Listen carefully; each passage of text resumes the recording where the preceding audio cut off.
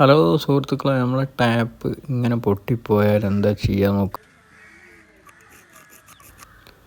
ആദ്യം തന്നെ നമ്മളൊരു ബ്ലേഡ് എടുത്ത് ഇതുപോലെ ഒരു സൈഡ് കട്ട് ചെയ്ത് കൊടുക്കുക.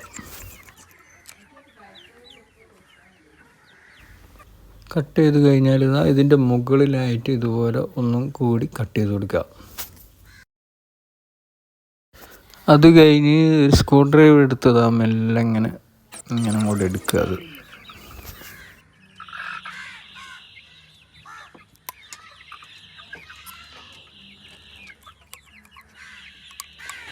ബാക്കി വരുന്ന ഭാഗവും നമ്മൾ അതുപോലെ തന്നെ സ്ക്രൂ ഡ്രൈവർ കൊണ്ട് മെല്ലെ ഇങ്ങനെ പുറത്തേക്ക് എടുക്കുക.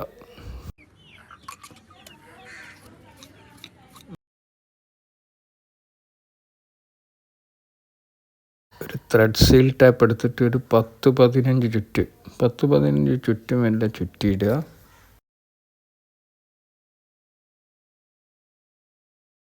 ടാപ്പ് എടുക്കുക, മെല്ലെ ത്രെഡ് എൽബോയിലേക്ക് മെല്ലെ തിരിച്ചു കൊടുത്തു കഴിഞ്ഞാൽ നമ്മളെ പരിപാടി ഓക്കെ.